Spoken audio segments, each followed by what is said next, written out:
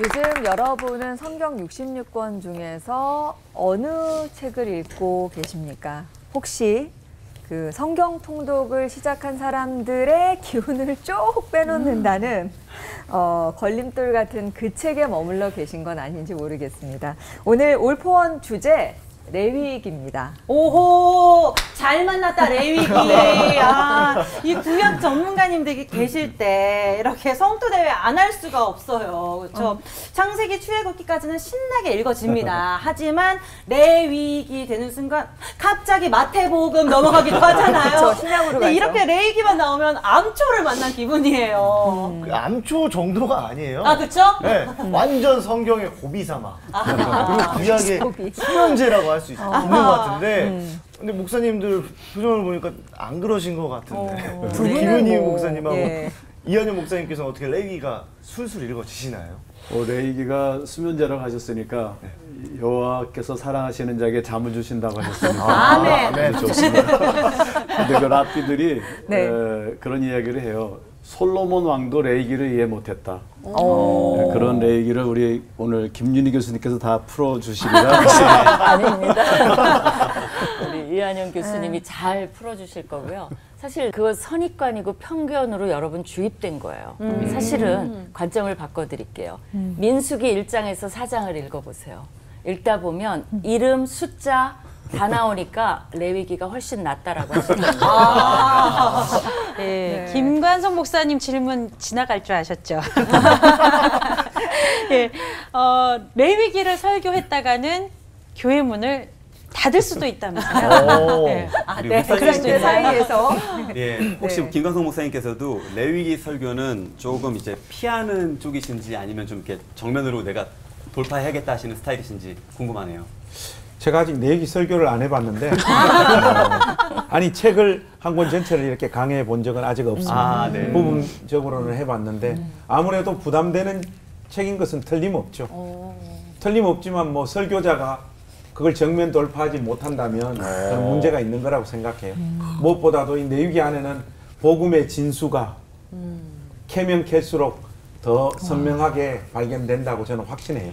그렇기 때문에 정면 돌파해야죠. 저도 이렇게 몇 번 레위기에 걸려 넘어져서 성경 통독을 다 못 잃은 경우가 있었는데 오늘 고비사막 같은 레위기를 목사님들 덕분에 좀 넘어보고 싶습니다.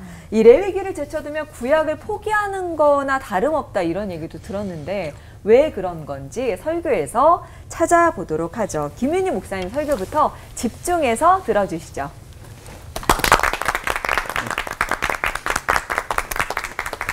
놀라웠게도 이 레위기가 신약에서는 한 40번 정도 인용이 됐고요. 그러면 신약 저자들은 레위기가 굉장히 중요성을 알고 있는 거죠.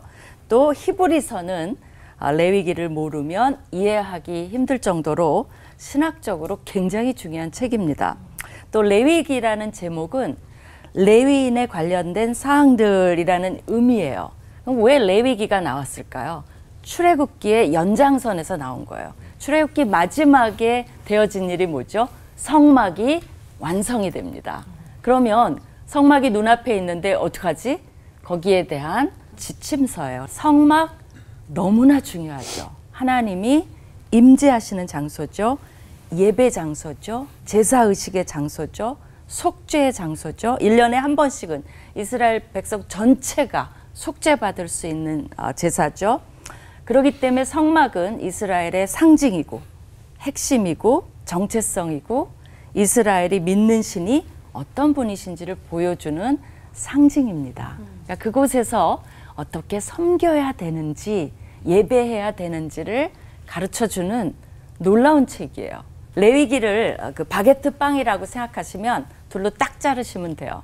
그래서 첫 번째 부분은 하나님께 나아가기 위한 제사법. 그 부분이 어렵다고 하시는데 사실은 저는 첫 부분이 더 재밌어요. 근데 그리고 이제 두 번째 부분은 뭐냐면 하나님과 교제하기 위한 수단으로서의 이제 거룩한 삶이 나옵니다. 그래서 어려운 말로 성결법이라는 말을 써요. 그래서 예배와 삶, 거기에 거룩을 붙이면 좋을 것 같아요. 거룩한 예배와 거룩한 삶, 그게 레위기예요.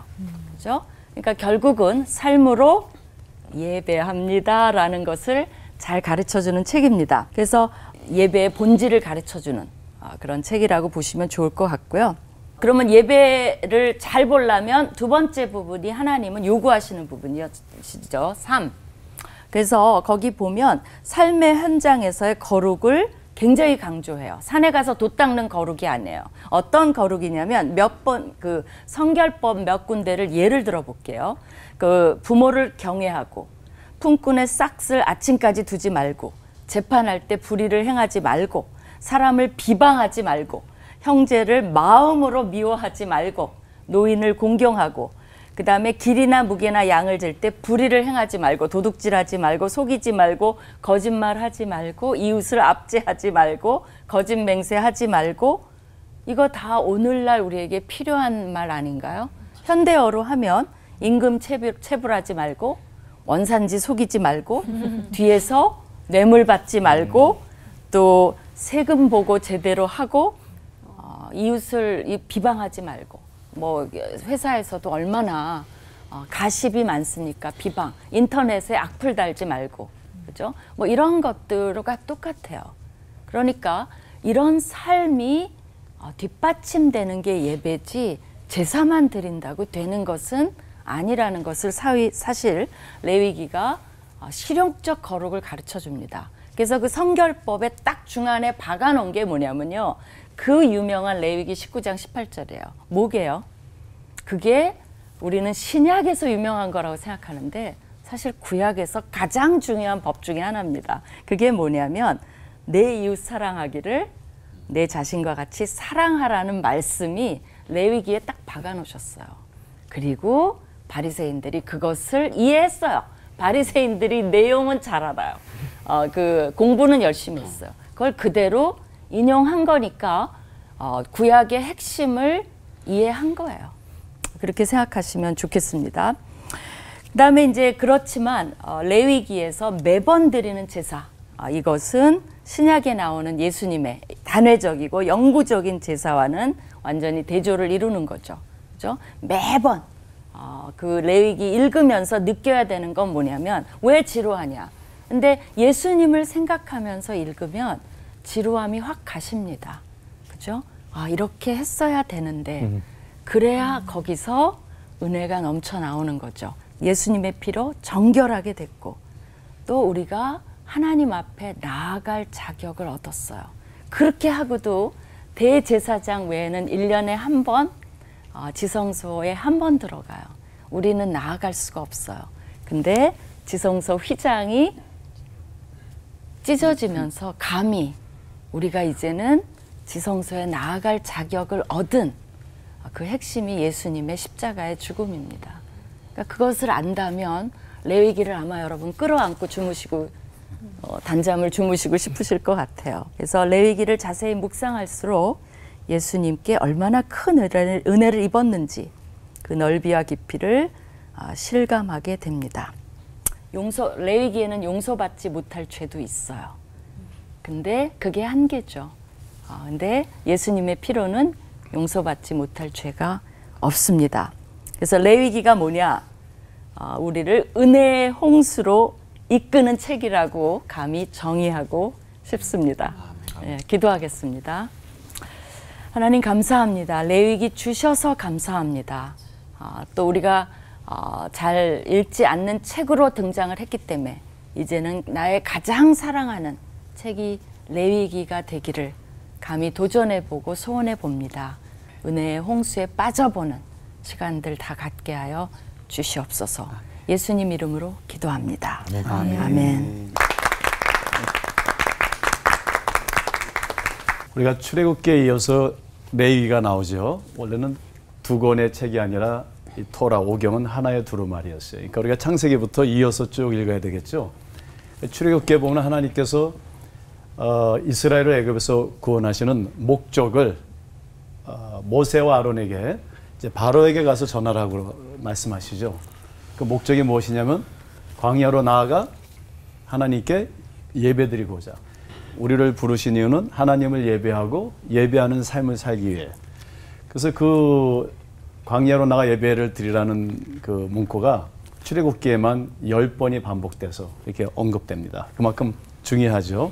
따라서 출애굽에서 이제 그 마지막 장에 보면은 성막을 세우고 그리고 이제 레위기에서 그러면 그 성막에서의 예배 또 그것이 확장돼서 예배의 삶. 근데 우리는 우리를 하나님께서 부르신 이유가 하나님께 예배하는 것이라고만 한정해서 생각할 수 있는데 사실은 하나님께서는 이스라엘의 예배를 통해서 그들의 예배의 삶을 통해서 열방이 하나님께 예배할 때까지 모든 민족이 하나님께 예배할 때까지 쉬지 아니하시는 하나님, 즉 우리의 예배의 삶을 통해서 모든 열방이 하나님께 예배하기를 원하시는 것이죠. 그러면 그 예배에 있어서 아주 중요한 요소가 있는데요. 예배를 드리려면은 예배의 대상이 있어야 되겠죠. 바로 거룩하신 하나님이십니다. 그래서 레위기 10장 이제 10절에 보면은 하나님께서 만물을 거룩한 것과 속된 것, 가도시 홀 이렇게 히브리어로요. 그다음에 정결한 것과 부정한 것으로, 그래서 타호르 타멜 그 두 개로 분별하라고 이렇게 말씀하십니다. 그 왜 정결한 것과 모든 만물을 정결한 것과 그다음에 부정한 것으로 구분하라고 하셨을까? 그 답이 11장 45절에 있죠. 하나님께서 이렇게 말씀하시죠. 나는 너희의 하나님이 되고자, 그죠? 너희를 애굽 땅으로부터 인도해낸 여호와니라. 그러니까 하나님께서 원하시는 것은 우리의 하나님이 되시기 위하여 우리에게 오시는 것입니다. 그리고 우리는 하나님을 예배합니다. 그 다음에 하시는 말씀이 내가 거룩하니 너희도 거룩하라. 그러니까 거룩하신 하나님이 먼저 오셔야 되고요. 그 거룩한 하나님께 예배할 때 우리는 그 하나님의 거룩함에 동참하게 되고 그 거룩함을 통해서 세상을 향해서 열방을 향해서 하나님의 복음의 통로가 되는 것이죠. 출애굽기 19장에 보면은 하나님께서 우리를 부르신 목적은 우리로 하여금 거룩한 백성이 되게 하시고 그리고 제사장 나라가 되게 하시고. 그래서 이 레위기를 자세히 보면은요. 하나님의 거룩한 임재 가운데 우리가 거룩한 사람이 되어서 세상을 향하여 거룩한 백성이 될 수 있도록 거기에 대한 이야기들이 여기에 다 함축되어 있습니다. 레위기에 보면요. 거룩이라는 단어가 150번 이상 언급되고요. 그 다음에 정결, 뭐 부정, 또 거룩과 관련된 단어들이 적어도 한 205번 이상 언급되고 이 레위기가 총 27장이라는 것을 우리가 고려해 볼 때 그러면 각 장에 적어도 거룩과 관련된 단어가 14번씩 반복됩니다. 그렇다면은 우리가 하나님께서 우리를 부르신 이유는 예배하는 것인데 그 예배의 모습이 어떤 모습으로 나타내느냐? 거룩한 사람으로 나타내야 되는 것이죠. 그래서 하나님께서는 우리 레위기에 아주 쉬운 말로 어떻게 하면 거룩해질 수 있는가를 우리에게 설명해 주고 있습니다. 저는 우리 교회가 교회의 궁극적인 목적이 뭐 선한 일을 하는 게 아니라 그죠? 하나님 예배하는 것인데 그것이 거룩으로 나타나야 된다고 생각이 들어요. 그래서 첫 번째도 거룩, 두 번째도 거룩, 세 번째도 거룩. 우리가 좀 모자라도 좀 가난해도 우리가 좀 능력이 없어도 우리가 특별한 탤런트가 없어도 하나님은 거룩한 사람을 사용하신다. 그래서요, 레위기에서는 두 가지로 우리가 어떻게 하면 거룩한 사람이 될 수 있는가를 이야기하고 있는데 우리 김윤희 교수님께서 다 말씀을 해주셨지만 1장부터 10장에서는 제의를 통하여 그래서 그 제사법들이 거기에 다 이렇게 기록되어 있죠. 즉 이 거룩은 우리의 그 무엇으로 성취되고 또 실현되고 구현될 수 있는 것이 아니라 하나님께서 우리를 대속하셔야지만 하나님의 은혜를 통하여 그 희생제사를 통하여 거룩해질 수 있는 것이죠. 그래서 1장부터 10장의 제의들은 기독론적으로 보면은 사실 예수 그리스도의 대속, 또 어린 양 되시는 그리스도를 바라보게 하는 모형이고 그리고 예표라고 볼 수 있습니다. 저 여러분들은 거룩해질 수 있어요. 어떻게요? 예수 그리스도의 피로. 이것이 1장부터 10장입니다. 그리고 11장부터 27장은 거룩한 삶을 통해서 아주 굉장히 세밀하게 나와 있어요. 거룩한 음식, 거룩한 옷, 거룩한 행동, 거룩한 비즈니스, 거룩한 관계. 이러한 거룩한 백성 우리 모두 되어서 하나님께 영광 돌리고 또 세상을 향해서 열방을 향해서 복음의 통로가 되기를 주님의 이름으로 축원드립니다. 잠시 기도하겠습니다. 하나님 감사합니다. 그리스도 안에서 세상을 향한 열방을 향한 복음의 통로가 되게 하신 거 감사합니다. 우리 모두 이 귀한 사명 잘 감당할 수 있도록 축복해 주옵소서. 예수님의 이름으로 감사하며 기도드립니다. 아멘. 레위기에는 여러 제사들이 나오는데 그 중에서도 특히 저는 속건제 있잖아요. 이 속건제 안에 우리 시대의 이 값싼 복음을 좀 다시 생각하고 회개의 진중함을 깨우칠 수 있는 어떤 요소가 담겨져 있다고 저는 생각을 합니다. 여러분, 속건제는 내가 지은 죄로 말미암아 상처나 피해를 입은 대상에게 구체적인 보상을 하면서 하나님 앞에 회개하는 제사가 속건제입니다. 좀 예를 들어서 설명을 하자면, 예를 뭐 도둑질, 속임, 착취로 이웃에게 내가 피해를 입혔을 때 하나님, 제가 이런 피해를 입혔습니다. 용서해 주십시오. 이렇게 끝나는 게 아니란 말이에요. 자기가 지은 그 죄로 말미암아 상처나 피해를 입은 사람에게 구체적으로 보상을 해야 됩니다. 그래서 우리 한글 개역 개정 성경에는 속건제 이렇게 번역되었지만은 이걸 좀 쉬운 말로 번역을 하자면 보상제, 뭐 이렇게 바꾸어 번역을 한다면 그 의미를 더 살려낼 수 있다라고 개인적으로 생각을 합니다. 그래서 이 속건제는요, 다른 제사보다 그 절차가 엄격하고 좀 무거워요. 희생 제물은 무조건 흠없는 순양으로 해야 됩니다. 그리고 상대에게 끼친 피해 플러스 20%를 더 벌금을 얹어서 보상을 해야 되는 이런 규례를 하나님께서 딱 못 박아서 요구하고 있는 제사가 바로 이 속건제입니다. 우리가 이런 경우가 굉장히 많습니다. 내가 죄를 지은 대상이 버젓이 내 옆에 있는 내 가족, 직장 동료, 교회 식구, 분명히 내가 그 사람에게 상처를 입히고 어떤 피해를 입혔는데도 불구하고 우리는 너무 쉽게 이 문제를 하나님 앞에 가서 하나님, 제 죄를 용서해 주십시오 하고 스스로를 용서해버리는 이런 경우들이 많습니다. 이것은 엄밀히 말하자면 하나님 앞에서 제대로 된 죄 사함의 은혜를 입는 것이 아니라 스스로의 죄책감을 덜기 위한 하나의 행동밖에는 되지 않는다라고 저는 개인적으로 생각을 해요. 여러분, 삭개오 한번 떠올려 보십시오. 삭개오가 이런 고백을 하잖아요. 삭개오가 서서 주께 여짜오되 주여 보시옵소서, 내 소유의 절반을 가난한 자들에게 주겠사오며 만일 누구의 것을 속여 빼앗은 일이 있으면 내 갑절이나 갚겠나이다. 이 고백 앞에 예수님께서 뭐라고 말씀하십니까? 예수께서 이르시되 오늘 구원이 이 집에 이르렀으니 이 사람도 아브라함의 자손이미로다. 우리 주님으로부터 이런 선언이 있습니다. 우리 교회 제일 나이 많으신 장로님이 올해 87살인가 그러시거든요. 이제 코로나 상황이라 우리가 자주 교회에서 만나지도 못했는데 장로님이 교회를 오셨어요. 그리고 우리 사역자들을 좀 다 불러 모아 달라고 하시더라고요. 그래서 우리 사역자들이 다 모았어요. 그러면서 목사님, 제가 평생에 이 가슴 속에 담고 있는 이 문제를 오늘 해결함 받기 위해서 왔다는 거. 도대체 이게 무슨 말씀을 하시려고 이러시나니까 그 앞에서 먼저 말씀을 하시더라고요. 목사님, 제가 중학교 다닐 때에 우리 집에 금고가 있었는데 부모님 몰래 거기서 10,000원짜리인지 1,000원짜리인지 그거 잘 모르겠는데 너무 오래돼서 70년이나 지나버렸으니까 그걸 2장을 빼가지고 친구들하고 맛있는 거 사 먹고 그렇게 했다는 거예요. 근데 알고 보니까 이 장로님 부모님들도 교회 장로님이셔. 교회 헌금을 그 금고에 잠깐 보관해 놓았던 건데 그걸 2장을 빼가지고 자기가 그걸 사 먹었다는 걸. 그래서 신앙생활하는 여정 속에서 그게 막 계속 떠오르고 자기를 너무 괴롭혔다는 거예요. 여러 목사님들로부터 상담도 하고 목사님들 이제 그냥 좀 잊으시라고 괜찮다고 수많은 이야기를 들었지만은 아직까지 이 가슴이 시원하지가 않았다. 그래서 오늘 그 문제를 해결하기 위해서 이렇게 왔다는 거예요. 그러면서 목사님, 이 돈이 140만 원입니다. 그게 1,000원짜리인지 10,000원짜리인지는 잘 모르지만 10,000원짜리라 치고 그때부터 70년 곱하기 2장 해서 140만 원을 하나님 앞에 저 죄를 회개하는 마음으로 이렇게 드리고 싶습니다. 여러분, 이게 딱 속건제잖아요. 회개가 너무 쉬워요, 여러분. 우리 시대 신자들이 하나님 앞에서 회개하는 그 회개가 너무 가벼워졌어요.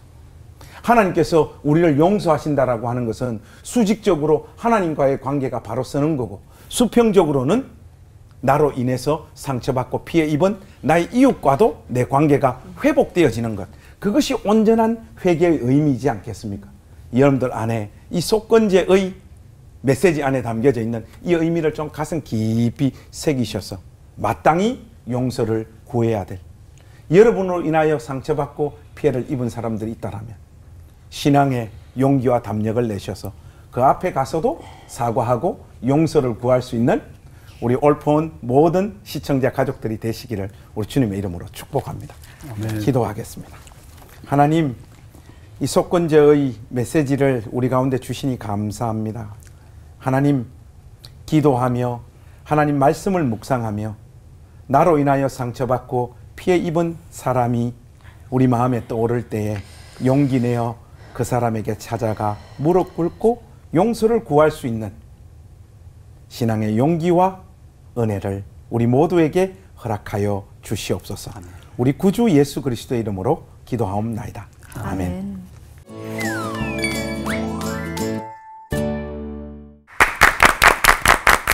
레위기를 관통하는 핵심 메시지는 내가 거룩하니 너희도 거룩하라, 이 말씀이라는 거 많이 들었는데요.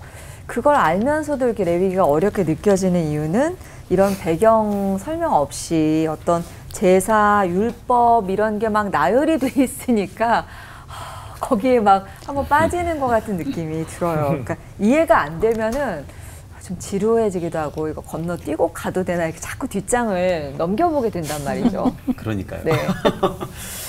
유대인들 자녀들을 키울 때 5살이 되면 창세기보다도 먼저 이제 레위기를 이렇게 가르친다고 하는데, 지금은 그 지키지도 않아도 되는 그 제도, 율법들을 우리가 또 읽고 배워야 되는 그 이유를 어디서 우리가 찾아보면 좋을지 오늘 상당히 많은 걸 배웠지만 한 번 더 이렇게 설명해 주시면 좋겠고요.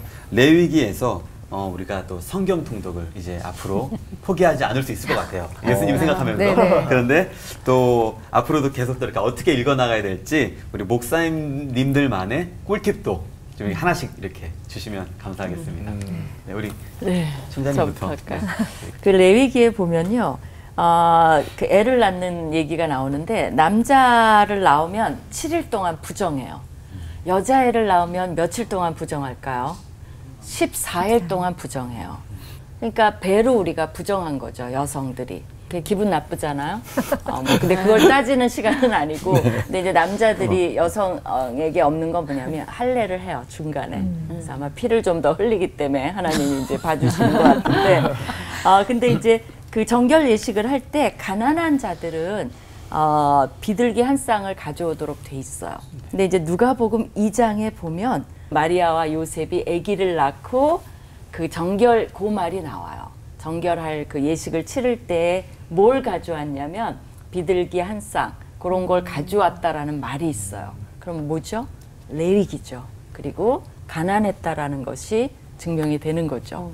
그러니까 신약을 이해하는데 사실은 꿀팁이에요. 그거 모르면 뭐 그런가 보다 지나가지만 레위기를 알면 거기서 많은 것들을 그 기간이 됐구나, 그런 것들을 느낄 수가 있어요. 근데 왜 아이를 낳으면 부정할까요? 그 질문이 나오죠. 근데 아까 이한영 교수님이 오경은 한 권의 책이다. 맞아요. 창세기가 배경입니다. 왜냐하면 아이를 낳는 건 하나님이 축복의 순간이지만 뭐를 상기시키죠? 죄예요. 해산의 고통. 그 두 가지가 공존하는 것이 아이를 낳는 순간이에요. 그렇기 때문에 부정하다라고 할 수가 있어요. 두 번째 예는 이제 레위기 15장에 나오는 건데, 혈류병 얘기가, 유출병 얘기가 많이 나와요. 근데 신약에 보면 12해 혈류병을 앓는 여인이 예수님의 옷자락을 만지죠. 근데 그게 왜 중요해요? 혈류병이 있으면 우리말로 하면 교회에 못 가요. 죄가 아니에요, 혈류병은. 그렇지만 제의적이란 말을 해요. 리추얼, 의식적으로 부정해요. 그러니까 성전에 갈 수가 없어요. 그러니까 여러분이 성전을 12년 동안 안 가봐요. 예배를 12년 동안 못 가봐요. 그렇다면 그 여인의 심정이 어떤지 알겠죠. 예수님의 옷자락을 만졌고 네 믿음이 너를 구원했다. 그것도 뭐 그런가 보다. 예수님이니까 병을 고쳤겠지. 그게 아니라 레위기를 아는 사람은 그 여인의 심정까지도 다 그리고 그 여인은 사회 속에서도 배타적인 부정한 피해야 되는 여인이에요. 그죠? 그런 모든 것들이 감정이입이 될 수 있어요. 세 번째는 음식 얘기죠. 제일 재밌죠. 11장에 정결하고 부정하고 그거 잔뜩 얘기하는데 마태복음 15장에 예수님이 뭐라 그러신 줄 알아요? 입으로 들어가는 모든 것은 배로 들어가서 뒤로 내어버려지는 줄을 알지 못하느냐. 그 얘기가 아니다라고 고쳐주세요. 관념을. 입에서 나오는 것들은 마음에서 나오나니 이것이야말로 사람을 더럽게 하느니라. 마음에서 나오는 악한 생각, 살인, 간음, 음란, 도둑질, 거짓 증거, 그런 회방 이런 것들이 사람을 더럽게 하는 거지 씻지 않은 손으로 먹는 것은 사람을 더럽게 하지 못하느니라. 유대인들은 뭐예요? 자기네들이 이런 정결 부정한 거 이런 것만 하면 자동적으로 거룩하다라고 생각했어요. 근데 예수님이 그 모든 것의 핵심은 거룩이 뭔지를 생각하게 만드는 삶과의 연결을 얘기한 거지 그 자체로 자동적으로 되는 것이 아니라는 것을 찔러주셨어요. 이것도 레위기가 배경이 되지 않으면 깊이 있게 다가오지 못한다는 거죠. 그래서 레위기 통도 꼭 하셔야 된다라고 말씀드리고 싶어요. 이게 뭐라고 생각하세요? 돈. 예. 돈이요? 예, 돈. 그다음에요? 동그라미. 오케이.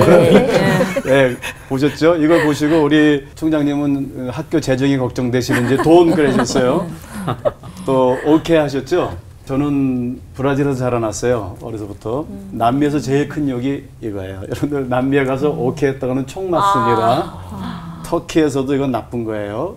큰 욕이에요. 레위기를 피면요. 다양한 그 사인들이 나와요. 그리고 다양한 기호들이 나와요. 근데 그 제의를 보면은 이해할 수 없는 기호예요. 그러니까 이런 사인이 나왔는데 우리의 생각을 거기다 투영해서 우리가 직역하고 우리 식대로 읽어나가면은 이해될 수가 없어요. 거기에 어려움이 있어요.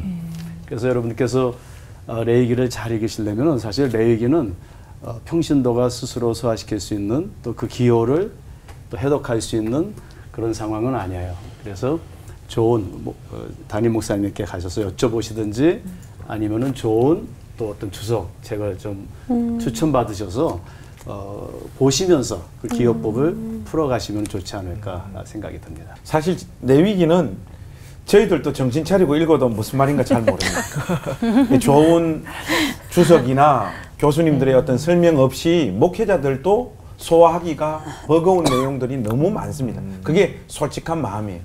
그래서 이 레위기를 좀 잘 읽을 수 있는 방법이 뭘까? 아주 그냥 보편적인 방법으로 제가 태어나서 제일 많이 읽은 책이 뭘까를 한번 생각해 봤어요. 성경이에요. 성경을 제일 많이 읽었죠. 그 다음은 뭘 제일 많이 읽었을까 해보니까 성문종합영어예요.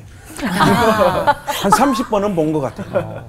근데 이게 한 30번 보니까 그 다음은 영어의 어떤 원리가 좀 보이기 시작을 하더라고요. 지금도 아이들 붙잡아 놓고 처음부터 끝까지 뭐 영문법 설명하라 그러면 저 방식대로 다 설명할 수 있거든요. 이게 다 어디서 왔느냐? 30번 반복입니다.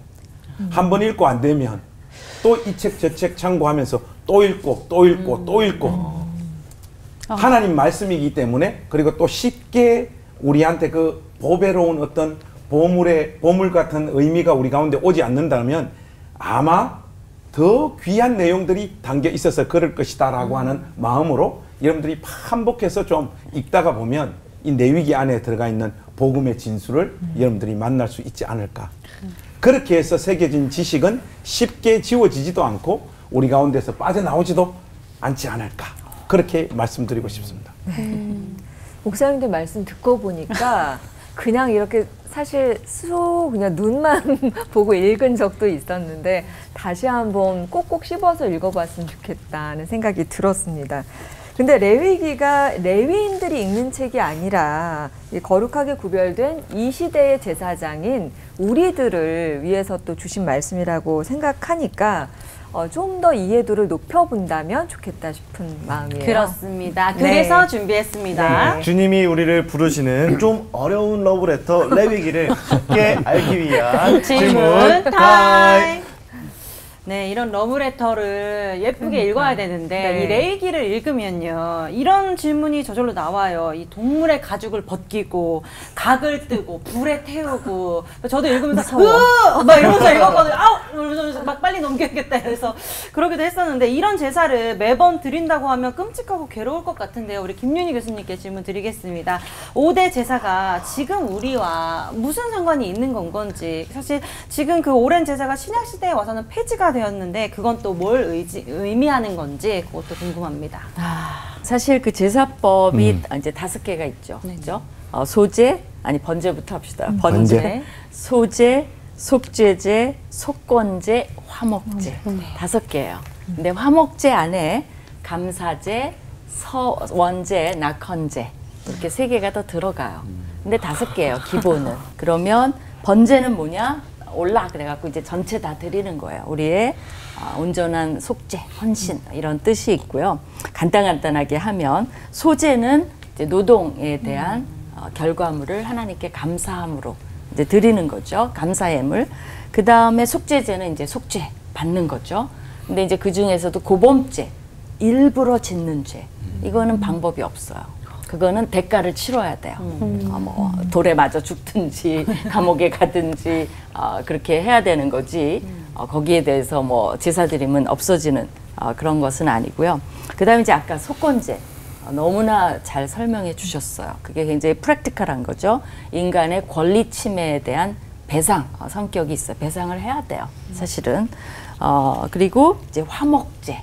그건 뭐예요? 정말 화목하고 친교하고 하나님과의 친교, 이웃과의 친교. 그래서 화목제 하면 좋아요. 거기 다 나눠주고 뭐 한나 그 얘기에도 보면 뭐 끝나고 이렇게 나눠주고 그런 거는 다 화목제 얘기예요, 사실은. 그런데 여러분이 보면 여러분은 제사 그러면 속죄제만 있는 건 줄 알지만 이게 다 뭐에 연결이 돼 있죠? 배상, 감사, 또 내 죄도 사하고 하나님과의 관계도 회복하고 이웃과도 친교하고 그냥 우리 삶에 밀접하게 연결돼 있는 것이 사실은 제사예요. 문제는 그거 갖고 잘 운영이 됐더라면 필요가 없었겠지만 그거 갖고 이스라엘이 거룩을 유지를 다 못하고 그 다음에 나머지 짓는 죄가 있고 그러니까 1년에 한 번씩 확신히 하기 위해서 또 속죄일이 있고 뭐 이래도 사실은 해결이 안 되는 게 굉장히 많죠. 그렇죠? 또 성전이 없어지면 또 문제가 더 커지고 뭐 이런 여러 가지가 있는데 그리고 이스라엘은 결국 실패했죠. 그런 거룩한 삶을 사는데 실패했기 때문에 멀리 쫓겨간 거죠. 포로 생활한 거죠. 그렇기 때문에 하나님은 아세요. 동일한 것을 우리에게 제시하셔도 우리는 실패해요. 거기서 헤어날 수가 없어요. 그래서 왜 필요하냐. 그거를 깨닫게 하는 책이에요. 어떻게 보면. 오경 전체가 그래요. 그래서 신약에 왔을 때는 예수 그리스도만이 해결법이다. 그분을 기다려라. 라는 것이 메시지예요. 어떻게 보면 아까 성문 종합 영어처럼 미워도 싫어도 한 30번 읽으시면 그리고 요런 그 프레임워크를 갖고 읽으시면 건지시는 게 이한영 목사님 말씀도 맞고 우리 김 목사님도 맞는 게 누군가 가르쳐 줘야 돼요. 근데 또 막 읽으면 건져지는 것도 있어요. 그 2가지가 다 존재합니다. 네. 그렇게 깊은 뜻이 있었다는 걸 오늘에서 조금이나마 좀 알 수 있었던 것 같습니다. 근데 그런 것들이 제도뿐 아니라 그 율법에도 숨어 있겠죠? 네. 레위기의 율법들은 특히 그 정결을 무척 강조하잖아요. 근데 흠이 있는 사람은 제사장이 될 수 없다든가 그리고 산모와 음식, 나병에 대한 규례까지도 아주 구체적인데 정결의 기준이 도대체 어디서 나온 건가요, 이한영 목사님? 우리가 그리고 창세기 더 있습니다. 질문 하나 오늘 레위기는 정말 다 깨부수기 하려고. 확 부셔버리겠습니다. 현실에선 부정한 가지가 항상 있기 마련인데 어떻게 정결하고 거룩할 수 있을지까지 궁금합니다. 특별히 11장, 레위기 11장부터 15장에 부정한 것들이 쭉 나오는데요. 여러 가지가 나오지만 그것을 민수기 5장 1절에 4절에 하면 세 가지로 딱 요약했어요. 거기 보면 첫째, 피부병은 부정한 것이다. 그 다음에 유출병은 또 부정한 것이다. 그 다음에 시체는 부정한 것이다. 그래요. 광야에서는요, 피부병이 없었던 사람이 거의 없었어요. 그죠? 광야에서 뭐 목욕을 했겠어요. 뭐 거기서 샤워를 했겠어요. 누구나 여기저기 조금씩 염증은 다 있었겠죠. 그게 바로 피부병이죠. 그 다음에 여성들이라면 다 유출을 경험했을 것이에요. 그 다음에 죽음은 항상 있었죠. 시체들이. 근데 이 세 가지가 상징하는 게 있어요. 뭐죠? 죽음이에요. 그래서 이 율법을 우리가 또 그 정결과 부정의 요소들을 잘 분석해 보면은 생명을, 진리와 생명을 상징하는 것들은 제의적으로 정결하다고 그러고, 그 다음에 거짓과 죽음을 떠오르게 하는 것들을 제의적으로 부정하게 한 것이죠. 그래서 이 모든 율법은, 정결법과 이 부정법은 우리로 하여금 항상 우리는 하나님 앞에서 부정할 수밖에 없다는 것을 알게 해줘요. 내가 아무리 깨끗하게 살아도 유출이 있으면은 깨닫는 거야. 나는 부정한 사람이구나. 이거 하나의 시청각 교육이죠. 그죠? 그리고 피부를 보고 뭔가 이렇게 피가 흐르고 세포가 떨어져 나가면 죽음이죠. 나는 하나님 앞에서 부정하구나. 또 이 사람이 죽는 것을 보고 나는 부정하구나. 그래서 그 부정함을 깨닫고 하나님께로 다시 나와 이제 제의적 부정인 것처럼 하나님께서 제의적 정결 의식을 통해서 우리로 하여금 우리 스스로는 정결해질 수 없다. 그래서 하나님께서 제의를 허락하신 거예요. 그죠? 희생제사를 통해서 이제 정결해질 수 있는 것이죠. 그렇다면은 예수님께서 이렇게 말씀하셨죠. 나는 길이요, 진리요, 생명이라. 그러니까 예수님을 통해서만 우리는 다시 진리와 생명이신 하나님께로 나아갈 수 있는 것이고, 오직 예수 그리스도를 통해서만 우리는 정결해질 수 있는 것이고. 그리고 질문이 무엇이 정결해 준 거냐? 예수 그리스도를 영접하는 것이 정결의 증거가 되는 것이죠. 그러면 오늘날 하나님께서 우리를 어떻게 역사하시느냐? 바울 사도가 자기 육체에 가시가 있다고 주님께 3번이나 기도했음에도 불구하고 주님께서 내 은혜가 네게 족하다. 그러니까 오늘날 가시와 같은 우리 삶 속에 또 우리의 부정한 모습에 이거마저도 하나님께서 받으시고 여기다가 하나님의 은혜를 접목시켜 주시는 것이죠. 그래서 우리 삶에는 고난도 있고 아픔도 있고 가시도 있고 예수 믿으면 이런 게 다 없어지고 뭐 갑자기 성자가 되고 뭐 윤리적으로 온전한 게 아니라 자르셨지만 아직 남은 그것마저도 하나님께서 합력해서 선을 이루시고 그 하나님의 은혜를 베풀어 주시기 때문에 우리가 예수 안에 있으면은 가시도 은혜가 되고 그것도 정결이 될 수 있는 것이죠. 그렇게 생각이 됩니다.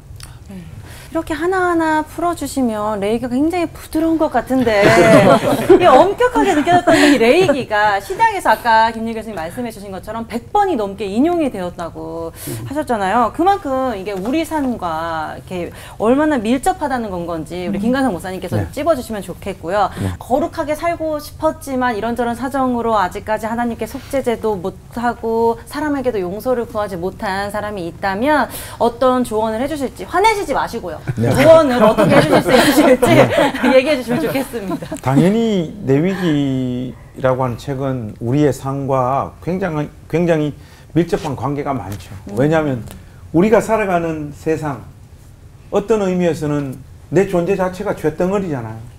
이런 어떤 죄의 문제를 우리 같은 죄인이 거룩하신 하나님과 만나 어떻게 다시 교제할 수 있는가, 이런 문제를 다루고 있는 책이기 때문에 굉장히 밀접함이 있죠. 그리고 용서하고 또 누구에게 가서 용서를 구하는 것은 어떤 방법론으로 되는 거 아닌 것 같아요. 조언을 해달라고 했는데 조언을 해줘봐야 작동을 안 합니다. 예. 저 사람한테 가서 내가 사과하고 용서를 구했을 때 저 사람으로부터 어떤 처분을 받아도 나는 괜찮다라고 하는 이 용기가 근본적으로 어디서부터 올라오느냐?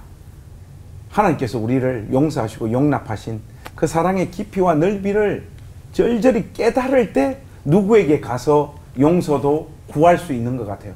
제가 이번에 그 부흥회 가서 부흥회를 끝나고 이렇게 집에 가려고 이제 차 타고 하는데 어떤 자매님이 뛰어오시더만 저 뭐 그 설교 속에 담긴 간증을 이렇게 들으시고 목사님은 아버지를 용서하셨습니까? 저보고 그러더라고요. 우리 아버지 돌아가셔가지고 막 용서도 잘 못했습니다. 자, 그렇게 하면서 이제 그 자매님이 부모님을 용서하지 못하는 그 어떤 문제들 갖고 막 이렇게 실험하는데 거기에 뭐 이런저런 구체적인 조언을 해봐야 그거 안 되잖아요. 그 제가 자매님 보고 그랬습니다. 그 부모님 지금 당장 용서하려고 너무 애쓰지 마라.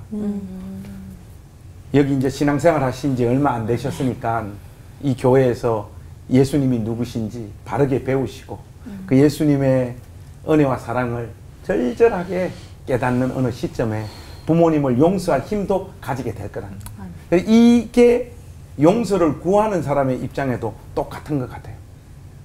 용서 구하러 가지 못하는 이유가 뭐겠어요? 뭐 자존심 때문일 수도 있고 내가 용서를 구했는데 더 신경질을 낼까 싶어서 또 무슨 일이 발생할지 몰라서 거기에 대한 두려움 때문에 용서를 못 구하는 거잖아요.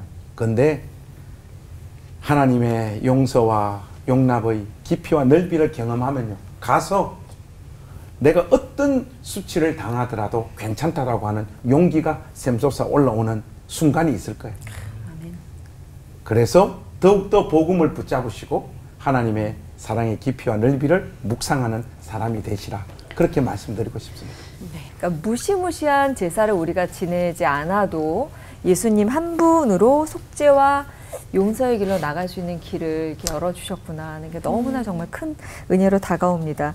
레위기를 깊이 묵상하면 할수록 우리가 얼마나 은혜를 입었는지 알게 될 것 같아요. 누구보다 레위기를 많이 깊고 넓게 읽고 묵상하셨을 목사님들께서는 레위기에서 받은 은혜를 어떻게 실제 생활에 적용하며 살고 계신지 궁금하고요. 저도 두 개의 질문입니다. 오늘 나의 레위기를 쓴다면 어떤 내용을 쓰실지 궁금합니다. 레위기에서 좀 은혜로운 부분이 있는데요. 그건 뭐냐면 이제 그 사도행전 10장에서 베드로에게 하나님이 이제 부정한 음식이 내려오잖아요. 그것도 완전 레위기가 배경이에요. 그거 모르면 그게 무슨 말인지 그 의미가 없어요. 근데 하나님이 명령이에요. 그거를 먹으라. 근데 그때는 하나님 명령보다는 베드로도 유대인의 정체성, 율법이 먼저 나온 거예요. 하나님이 하라는 건데도, 하나님이 주신 명령을 하나님이 번복하는 건데도 못 먹습니다. 그거 더러워서 못 먹습니다. 그러잖아요. 그러니까 하나님이 그 말을 하세요. 깨끗하게 하신 것을 네가 속되다 하지 말라. 깨끗하게 한 걸 속되다 하지 말라. 그건 뭐예요? 고넬료라는 이방인을 구원하기 위한 하나님의 놀라운 그 환상과 사건이에요. 하나님의 기획이에요. 베드로에게. 저는 그것도 너무 멋있어요. 그냥 명령하시면 되잖아요. 말로 하셔도 되잖아요. 근데 그것을 3번이나 반복하고 베드로로 하여금 정말 깊이, 왜냐하면 너무나 그 율법을 알기 때문에 그게 무슨 말인지를 베드로가 알았을 거예요. 반복 속에서. 아, 이게 이방인에 대한 이제 열쇠를 제일 먼저 베드로가 이제 푼 거죠.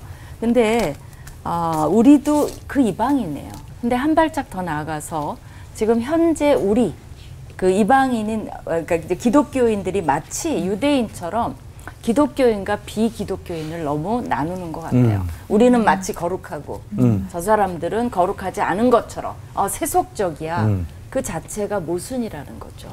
하나님이 우리에게 하소연하는 것은 니네는 이미 도마뱀 같고 미꾸라지 같은 애들인데 너희에게 그런 은혜를 줬으니까 그 은혜를 나눠달라는 것이 베드로에게 한 똑같은 명령이나 마찬가지라고 생각이 들어요. 그래서 저는 레위기의 연속을 쓴다면 그 하나님이 그 속에 흐르는 복음, 결국은 예수님과 연결된다면 복음의 연속성이 어떻게 되나를 어떻게 쓸지는 모르겠지만 써내려갈 것 같습니다. 네. 저는 개인적으로 우리가 레위기를 읽으면서 좀 놓치는 점이 있었던 것 같아요. 우리 레위기 그러면 이 제2의 의미가 무엇일까? 또 율법의 의미가 무엇일까? 그런데 사실 레위기에서 제일 중요한 것은 그 제2와 율법을 집행하고 중보하는 제사장이에요. 여러분들 제사장이라는 거 여러분들 생각하는 것처럼 이렇게 멋있는 옷을 입는 사람이 아니고 저주받은 사람들이에요. 엄청나게 고생한 사람들이에요. 땅도 얻지 못해요. 중보해야 돼요. 사람들을.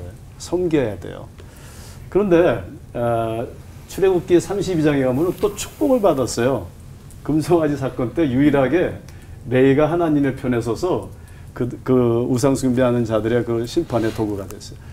그럼 또 축복을 받은 거예요. 그러니까 제사장은요, 저주받았지만 축복을 받았어요. 하나님께서 너는 땅을 얻지 못하지만 내가 너의 분깃이 되리라. 그만큼 이 제사장은 저주받고 축복받은 거예요.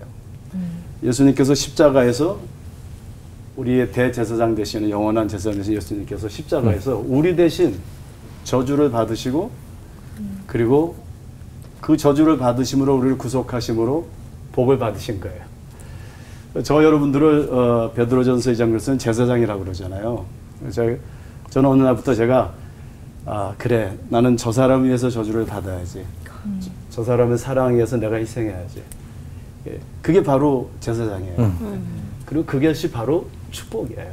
저에게는 그런 큰 제사장에 대한 전혀 다른 제가 몰랐던 레위기를 공부하면서 그것을 깨닫게 됐어요. 저 같은 경우에는 우리 김윤희 교수님이 조금 전에 그 마리아 예를 들어주시면서 말씀하셨던 그 부분이 저는 레위기를 읽을 때마다 제일 은혜가 되었어요. 그 5장 7절에 만일 그의 힘이 어린 양을 바치는데 미치지 못하면 그가 지은 죄를 속하기 위하여 산비둘기 2마리나 집비둘기 새끼 2마리를 여호와께로 가져가되 하나는 속죄 제물로 삼고 하나는 번제물로 삼아. 이런 구절들이 여기 말고도 계속 나와요. 그러니까 아무리 가난한 사람도 하나님 앞으로 나아가는 길을 열어놓으셨다는 거예요. 그게 어느 순간 목회를 하다 보니까 저 마음에 기쁨이 없어요. 이거 왜 이럴까? 한번 생각해 보니까 우리는 나와 비슷한 수준의, 나와 비슷한 대화를, 나와 비슷하게 경제적인 삶을 누리는 사람들끼리 모여서 그렇고 그런 공동체를 만들어 놓고 하나님께서 우리 공동체를 기뻐하시다. 이렇게 무작정 선언해 버리고 있는 것 같아요. 그러니까 어느 순간 우리는 레위기에 있는 이 하나님 말씀과는 너무나도 동떨어진 공동체를 만들고 있는 거예요. 가난한 사람들 교회 못 오잖아요. 돈 없으면 신앙생활도 할 수 없잖아요. 할 수 있다고 우리가 말은 하는데 그렇게 되지가 않아요. 그래서 제가 올해까지는 못했는데 내년에는 우리 교회 추리닝 데이를 한번 만들어 보려고 그래요. 그날은 자매님들은 다 화장 안 하고 형제님들은 전부 다 추리닝 입고 교회를 와서 우리 교회 전체적인 분위기가 아무나 올 수 있는 이런 교회 그런 이벤트를 통해서라도 교회의 정체성을 좀 새롭게 이렇게 해야 되는 일들을 만들어야 되겠구나. 우리도 모르는 사이에 우리 교회 문턱이 너무 높아져서 가난한 사람들이 하나님을 인격적으로 만나는 그 일을 우리 문화가 스스로 막고 있는 것은 아닌가 이런 생각들을 많이 해봐요. 그래서 이런 말씀을 읽을 때마다 교회 문턱을 낮춰야 되겠구나, 낮춰야 되겠구나. 그래서 만약 제가 저의 시대의 저 식의 레위기를 쓴다면 저는 이렇게 쓰고 싶어요. 아무나 오게, 아무나 오게. 이렇게 쓰고 싶습니다. 친구약을 관통하는 하나님의 뜻은 정말 하나님의 백성으로 우리가 거룩하게 사는 것일 텐데요. 이 거룩과 정결의 은혜에 대해서 오늘 배웠으니까 그렇게 좀 우리의 삶에 적용시켜 봤으면 좋겠습니다. 이제부터는 레위기를 좀 더 사랑스러운 눈으로 바라볼 수 있을 것 같아요. 자, 우리 오늘 끝인사는 구별된 사람들답게 외치면서 마치도록 하죠. 내가 거룩하니 너희도 거룩하라. 아멘. 으로 하나 되는 시간 올포 원. 수고하셨습니다. 수고하셨습니다.